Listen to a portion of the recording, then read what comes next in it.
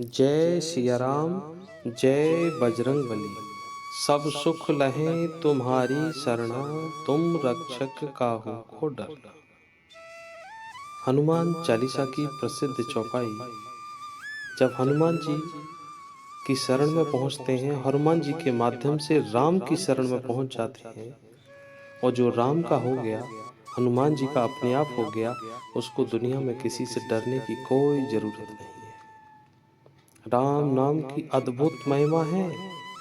एक तो राम नाम के जपने से हनुमान जी ऐसे ही प्रसन्न हो जाते हैं और हमारे कार्यों को संवारते रहते हैं। राम नाम कुछ लोग लिखन भी करते हैं, लिखते भी हैं। लेखन और जपने से जो समय व्यतीत होता है, उससे राम नाम रूपी धन जमा हो जाता है हमारे खाते में, और उसके बाद फिर हमारे जीवन में राम के और बजरंग बली के चमत्कार दिखाई देने लगते हैं। इनका अनुभव होता है। जरूरी नहीं है कि हमारा कोई बहुत बड़ा धन मिल जाए, कोई लॉटरी लग जाए, लेकिन जब जीवन में शांति आने लगती है, कहते ना कि जब आवे संतोष धन तो सब धन धूर समान। जब संतोष आ गया, सुकून आ गया, शांति आ गई जीवन में, इसी के लिए हम लोग दिन भर मेहनत प्रयास करते हैं कि हमारे जीवन में शांति, सुकून और सुख होना चाहिए। तो ये सब चमत्कार आते रहते हैं धीरे धीरे। भक्तों की इच्छा की पूर्ति भी होती है। राम नाम बहुत ही कारगर सिद्ध होता है, और इच्छा की पूर्ति ईश्वर की कृपा से हम जो कुछ भी बात करते हैं, गुणगान करते हैं, हम छोटी छोटी बातों में कुछ अनुभव करने लगते हैं। हमारे जीवन की आवश्यकताएं, बड़ी बड़ी आवश्यकताएं, प्रभु उनकी भी पूर्ति करते हैं। लेकिन जो छोटी छोटी आवश्यकताएं हैं, उनकी भी पूर्ति होने लगती है। और बाबा नीम करौली जी महाराज के साथ तो ऐसी कई घटनाएं घटी, चमत्कार हुए। बाबा जी ने अपने भक्तों को इसलिए हमेशा राम नाम के लिए प्रेरित किया और बताया कि राम नाम हमेशा लिखना चाहिए, हमेशा जपना चाहिए। अपने दिल दिमाग में राम को बसा लीजिए, हनुमान जी अपने आप साथ रहेंगे। नीम करौली बाबा जी स्वयं राम का नाम का जप करते रहते थे, लिखते भी थे। बाबा जी ने एक बार की बात है, कैंची धाम के आश्रम में बैठे हुए थे और उन दिनों बिजली का अभाव था, या ये समझिए आश्रम में बिजली की व्यवस्था नहीं थी। तो दिया सलाई का इस्तेमाल होता था, यानी माचिस, मैच बॉक्स।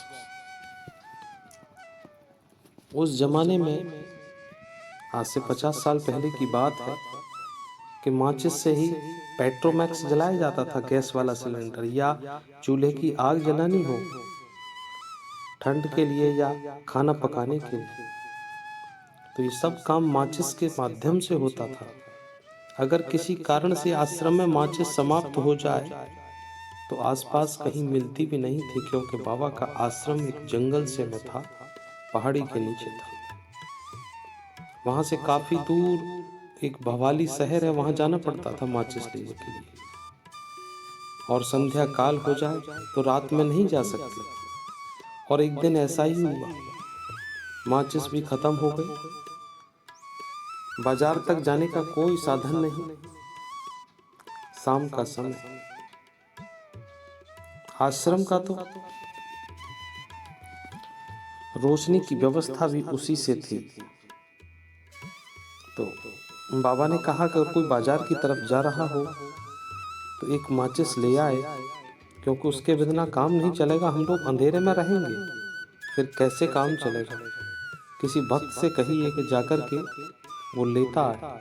तो बाबा जी ने अपनी राव में रखते थे और कई बार अपनी लीलाओं के माध्यम से भक्तों को संदेश दिया करते थे, राम नाम की महिमा से परिचित कराना चाहते थे। तो बाबा ने कहा, हम सांसारिक लोगों से कोई कामना नहीं रखते, कोई इच्छा नहीं रखते, मेरा काम तो राम करते हैं। आखर मधुर मनोहर दोऊ, वर्ण विलोचन जन जीव सिमरत सुलभ सुखद सब काहू, लोक लाभ पर लोक निभाहू। बाबा जी ने कहा कि ये जो राम नाम है, ये 2 अक्षर का राम नाम है। हमारे वर्णमाला रूपी शरीर के 2 नेत्रों के समान है। जिस प्रकार नेत्रों की बहुत बड़ी भूमिका होती है, हमारे शरीर में नेत्र नहीं तो सब कुछ सूना सा लगता है, उसी प्रकार से राम नाम के बिना सब सूना लगता है।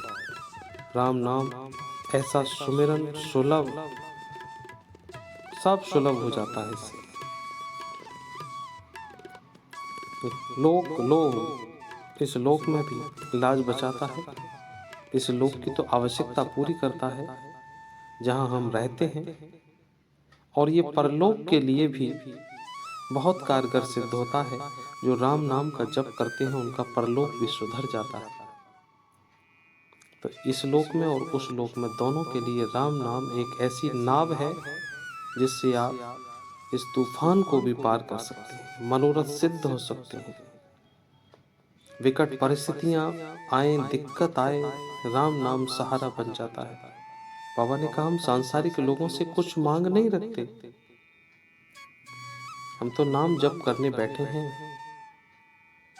भक्त भी वहीं बैठे हुए थे।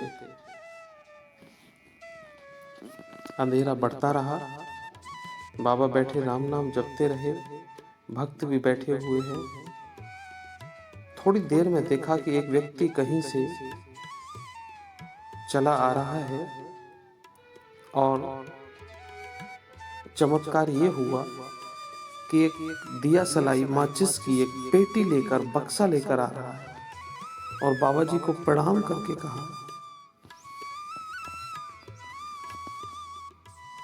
महाराज मेरी ऐसी इच्छा हुई कि मैं यहाँ आश्रम में, मंदिर में दिया सलाई भेंट करूं। बड़ी अजीब सी लीला, बड़ी अजीब सी बात कि कोई व्यक्ति कहाँ से अचानक आ गया। लोग मंदिरों में प्रसाद लेकर पहुँचते हैं, लड्डू मिठाई लेकर पहुँचते हैं, फल लेकर पहुँचते हैं। माचिस का पूरा डब्बा, और वो भी एक पेटी लेकर पहुँच जाए कोई आदमी और कहे कि हम मंदिर में दान देने आए हैं, मंदिर में हम देने आए हैं, तो ऐसा तो नहीं होता। लगभग ऐसा बहुत कम देखने को मिलता है। बाबा जी के साथ भी ऐसी ही कई घटनाएं घटी। दिया सलाई समाप्त हुआ, बाबा ने राम नाम का जप करना शुरू किया, और एक व्यक्ति पूरी माचिस की पेटी लेके आ गया।